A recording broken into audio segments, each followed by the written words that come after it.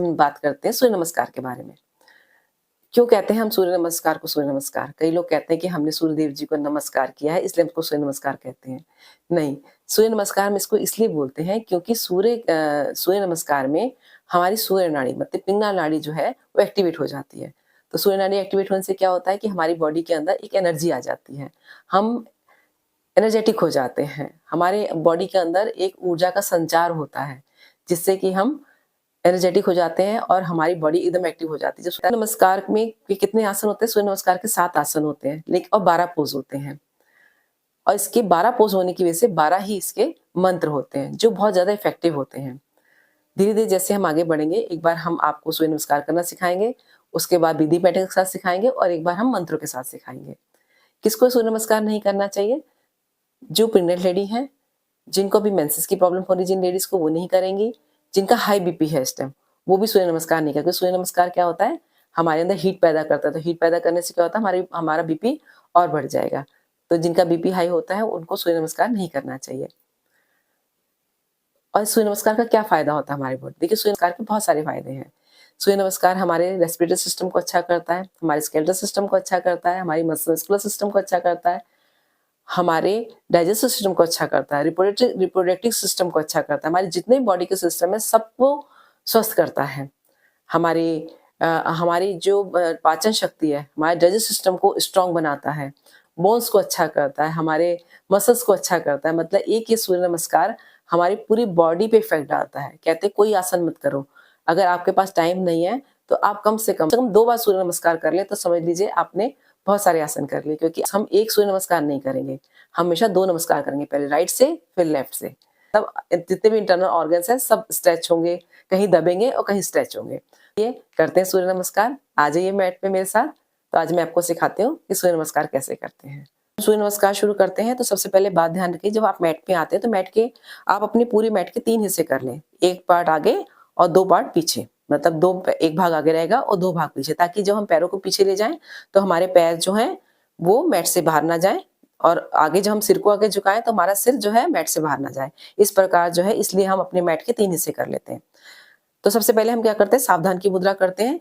अपनी एड़ियों को मिलाते हैं और पंजों को आगे से खोल लेते हैं और अपने हाथ दोनों शीर से बिल्कुल छुपा लेते हैं। ये हो गई हमारी सावधान की मुद्रा, बिल्कुल सीधे हो जाते हैं। नमस्कार की मुद्रा कैसे करते हैं कि हम दोनों हाथों की चारों उंगलियों को जोड़ते हैं और अंगूठे को जोड़ते हैं। अंगूठे को हम 90 डिग्री पे रखते हैं और हम इस प्रकार रखते हैं कि अपने दोनों अंगूठों को हम स्टर्नम पे रखते हैं, मतलब हम अपने चेस्ट के पास रखते हैं अपनी, और अपनी दोनों एल्बो हैं इनको हम सीधा रखते हैं, झुकाते नहीं है, हम झुकाएंगे नहीं, अपना दोनों एल्बो को इस प्रकार सीधा रखेंगे और हमारी दोनों चारों उंगली आगे स्लाइड रहेंगी और हमारे दोनों अंगूठे जो हैं वो हमारे चेस्ट से लगे रहेंगे। तो चलिए आइए स्टार्ट करते हैं। आप मैट के आगे वाले हिस्से में आ जाएं, एक भाग आगे छोड़ें और 2 भाग पीछे जोड़ेंगे अपने मैट के। सबसे पहले सावधान की मुद्रा में आएंगे। सावधान की मुद्रा हमारी होगी, 2 एड़ियां मिल रहेंगी, पंजे खुले रहेंगे, ठीक है। और उसके बाद आएंगे हम प्रणाम की मुद्रा। प्रणाम की मुद्रा में मैंने आपको बताया कैसे आना है कि दो हमने 4 उंगलियां मिलानी है और अंगूठे को 90 डिग्री पे रख के अपने चेस्ट में रखना है। और श्वास भरेंगे और श्वासों को छोड़ेंगे और श्वास भरते हुए हम दोनों हाथों को ऊपर ले जाएंगे। हस्तोत्तान आसन, मतलब अपने हाथों को ऊपर तान देना, हस्तोत्तान आसन, इसको हस्तोत्तान आसन बोलते हैं। और जो पीछे झुक सकते हैं वो झुके, नहीं तो आप सीधे ही रह सकते हैं। सीधे हम जब झुके, अपनी गर्दन को अपने पीछे नहीं झुकाना है, अपनी दोनों बाजू को पीछे ले जाना है, इस प्रकार। गर्दन को ऐसे नहीं झुकाना है, गर्दन हमारी दोनों बाजू के बीच में रहेगी।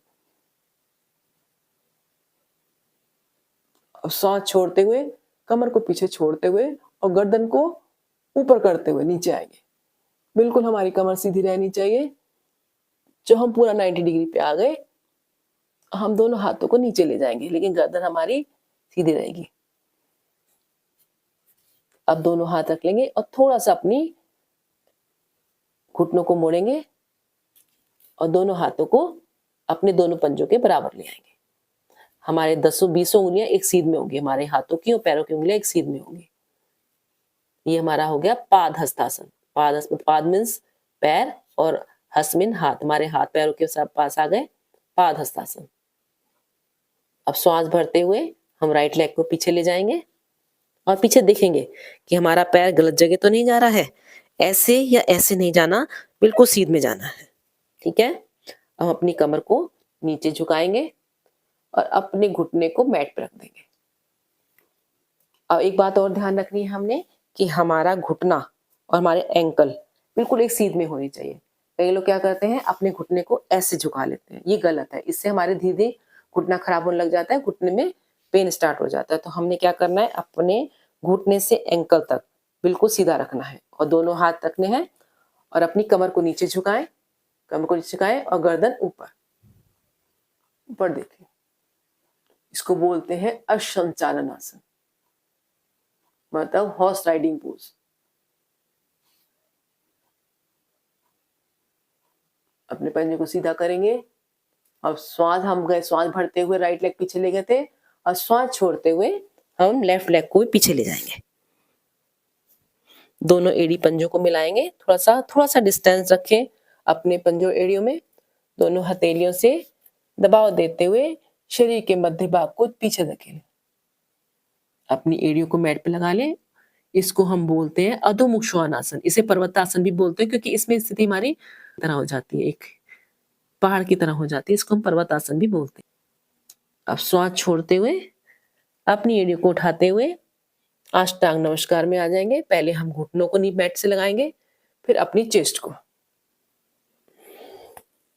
अष्टांग नमस्कार इसलिए बोलते हैं कि हमारे दोनों पैर, दोनों घुटने, दोनों हथेलियां और चिन और चेस्ट, 8 अंग हमारे मैट पर लगते हैं। इसको हम अष्टांग नमस्कार बोलते हैं।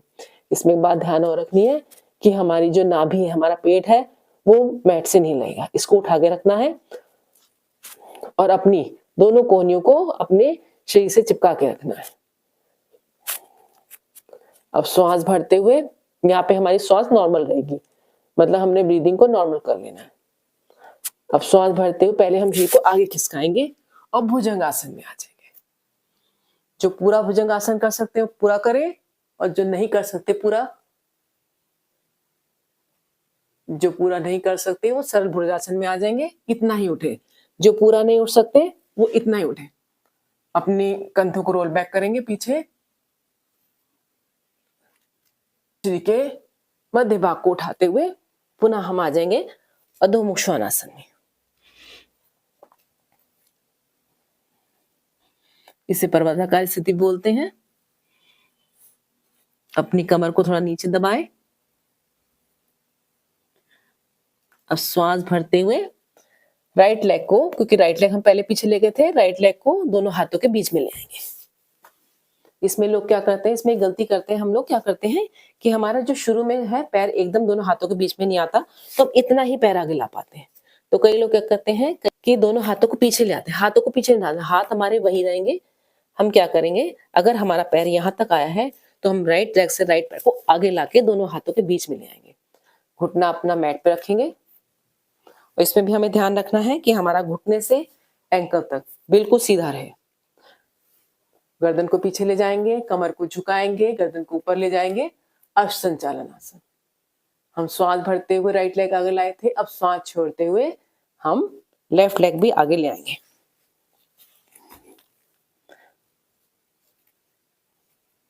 अपनी गर्दन को सीधा रखें ताकि आपकी कमर जो है सीधी रहे और घुटनों को थोड़ा सा बेंड कर लें। जब प्रैक्टिस हो जाएगी तो आप घुटने सीधे भी कर सकते हैं। अगर जब तक प्रैक्टिस नहीं हो रही है तब तक घुटने बैंड रखें।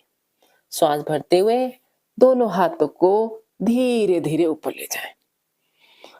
श्वास भरेंगे, दोनों हाथ ऊपर खींचेंगे और अपने थोड़ा सा पीछे झुकेंगे। अगर झुक सकते हैं आप, इतना झुक सकते इतना झुके, इतना झुक सकते इतना झुके, नहीं झुक सकते तो इतना ही बहुत है। सांस छोड़ते हुए प्रणाम की मुद्रा। तो नमस्कार हमारे 7 आसन हो गए और 12 हमारे पोस्चर हो गए। बस इसमें यही ध्यान रखना है, अभी हमने खाली सीखा है। अगली बार जो हम सिखाएंगे वो ब्रीदिंग पैटर्न के साथ और मंत्रों के साथ सिखाएंगे आपको।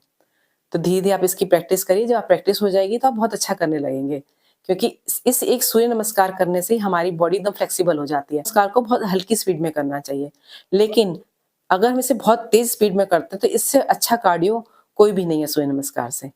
तो चलिए मिलते हैं अगले आसन में।